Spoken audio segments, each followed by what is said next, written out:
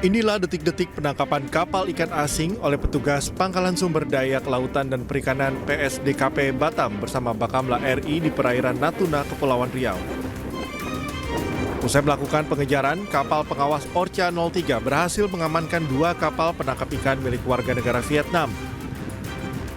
Saat pengejaran, kedua kapal milik Vietnam mencoba kabur keluar perairan Indonesia. Bahkan nahkoda kapal tidak mengindahkan panggilan petugas melalui pengeras suara. Buritan. Tak ingin tangkapannya lepas, petugas PSDKP langsung melaju dan mengadang laju kedua kapal asing ini. Dari pemeriksaan, kapal ikan Vietnam ini mengoperasikan alat tangkap troll secara bersamaan oleh 2 kapal pair troll yang penggunaannya dilarang di Indonesia. Dari hasil pemeriksaan yang dilakukan terhadap kedua kapal, terdapat kurang lebih 4.500 kg muatan ikan campur serta 30 ABK berkewarganegaraan Vietnam. Total potensi kerugian negara yang berhasil diselamatkan mencapai 152,8 miliar rupiah. Kerugian yang ada pada 2 kapal tersebut yang disebut oleh Pak Andi kurang lebih secara evaluasinya kita hitung 152,8 miliar. Karena apa? Kapal-kapal tersebut menggunakan alat tangkap yang dilarang. Dia troll, tapi ditarik 2 kapal, 1 jaring menjadi pair troll. Saat ini kedua kapal sudah diamankan ke Pangkalan PSDKP Batam di kawasan Jembatan 2 Barelang guna menghadapi proses hukum. Dari Batam, Kepulauan Riau, Gusti Yenosa, iNews melaporkan.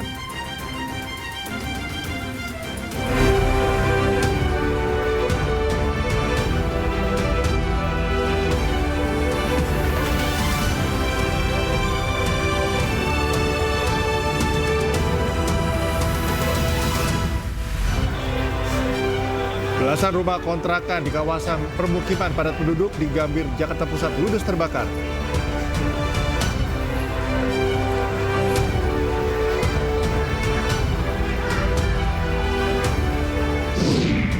Komisi Yudisial segera proses laporan Paula Verhoeven soal hakim sidang cerai.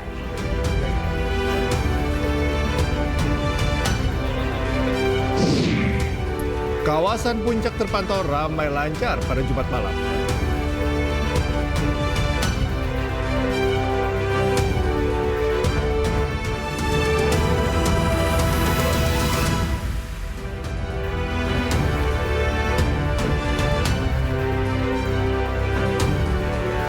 Halo, selamat pagi pemirsa. iNews Pagi kembali hadir melengkapi informasi Anda pada pagi hari ini. Ya, selain 3 berita utama tadi, sejumlah informasi menarik lainnya juga telah kami siapkan untuk Anda. Bersama saya, Cika Mutazam. Dan saya Yasmin Natania. Pemirsa, inilah iNews Pagi selengkapnya.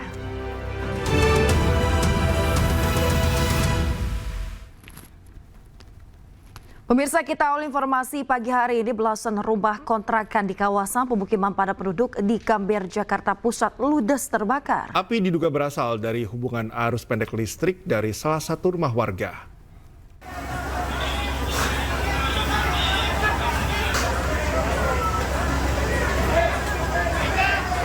Api berkobar hebat di pemukiman padat penduduk Jalan Batu Tulis 8 Gambir, Jakarta Pusat. Besarnya kobaran api membuat warga sekitar lokasi kebakaran panik. Mereka berhamburan keluar rumah dan berkumpul di pinggir jalan sambil berharap rumah dan harta mereka selamat. Di lokasi kebakaran, warga serta petugas Sudin Penanggulangan Kebakaran dan Penyelamatan Kota Jakarta Pusat berupaya memadamkan si jago merah agar tidak semakin meluas. Titik api yang berada di gang sempit menjadi kendala petugas dan melakukan proses pemadaman. Menurut keterangan warga, api diduga berasal dari hubungan arus pendek listrik dan telah menghanguskan setidaknya 11 rumah kontrakan. Teman datang keluar, katanya teriak keluar ada api di rumah Pak Uban. Pak Uban kan suaminya ini, ini awalnya api itu kita masuk udah keburu, udah gede apinya. Kaki saya juga naik ke atas. Dari apa kompor listrik? Kemungkinan listrik ya.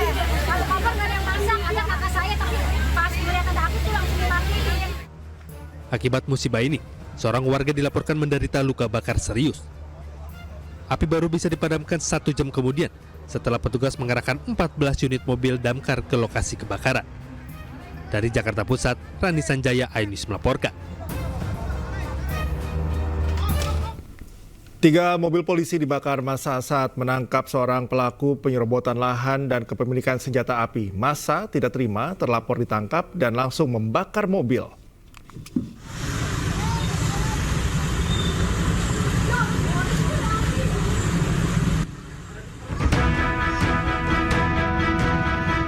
Tiga unit mobil polisi dibakar massa saat Satreskrim Polres Depok sedang menangkap terlapor kasus penyerobotan lahan dan kepemilikan senjata api. 3 mobil ini dibakar di tengah jalan dan menjadi tontonan warga. Kejadian berawal saat polisi menjemput paksa TS lantaran mangkir dari 2 kali pemanggilan atas 2 laporan polisi. Namun saat polisi menjelaskan surat perintah penangkapan, massa merusak dan membakar mobil polisi tersebut. Peristiwa tersebut berasal dari tindakan kepolisian rekan-rekan Satreskrim Polres Metro Depok. Jadi kegiatan yang kami lakukan adalah melaksanakan perintah membawa tersangka dan saksi terhadap seseorang yang pada waktu itu diketahui berada di Kampung Baru. Tidak ada korban dalam peristiwa ini. TS beserta barang bukti berhasil diamankan, sementara polisi belum menangkap pelaku pembakaran mobil. Dari Depok, Jawa Barat, Iyung Rizky, iNews melaporkan. Pemirsa, seorang oknum polisi di Palembang, Sumatera Selatan menganiaya mantan kekasihnya. Warga yang berusaha melerai penganiayaan justru ditodong senjata api oleh oknum tersebut. Iya polisi, Bu, dia polisi. Polisi dan ini polisi dan ini.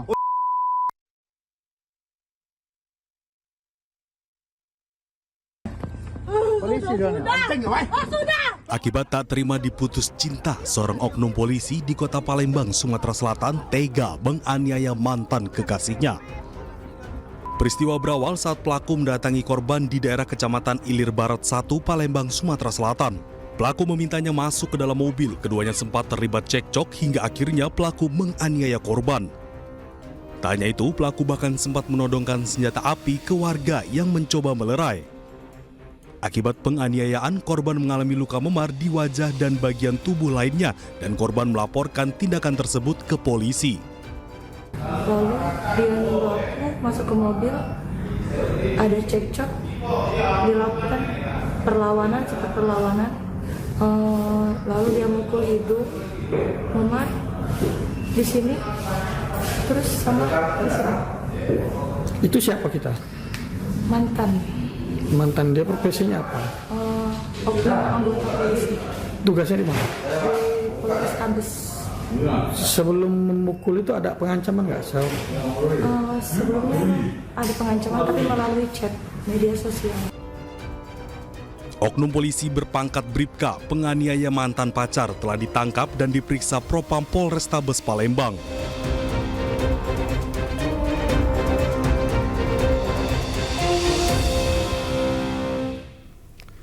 Tak terima, sang ibu diperlakukan kasar hingga menderita luka lebam saat penahanan paksa.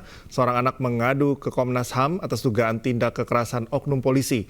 Video penangkapan yang terjadi di Bandara Soekarno-Hatta pada bulan September 2024 lalu sempat viral di media sosial.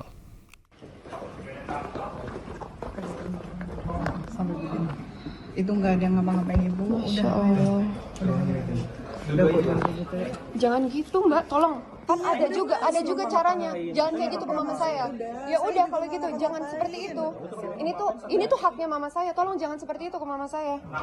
masuk. Inilah video viral ketika Ida Farida yang baru tiba di tanah air dari Singapura bersih tegang dengan penyidik Polda Metro Jaya saat akan ditahan paksa. Pihak keluarga menyebut saat itu Ida Farida mendapat perlakuan kasar hingga menderita luka lebam. Mencari keadilan atas dugaan tindak kekerasan itu, Alia Hiroko Ono, anak kandung Ida Farida, mengadu ke Komnas HAM di Menteng, Jakarta Pusat pada Jumat siang. Alia berharap Komnas HAM bisa menggelar investigasi lantaran kondisi sang ibu hingga kini masih trauma berat. Aduan didasari putusan kasasi Mahkamah Agung yang menyatakan jika Ida Farida tidak bersalah atas tuduhan sengketa kepemilikan unit apartemen. Di sini aku memegang putusan kasasi dari Mahkamah Agung yang menyatakan bahwa mamaku itu memang tidak bersalah sama sekali. Jadi tuduhan dan laporan yang dilakukan oleh pihak pengembang itu merupakan benar-benar hanya rekayasa.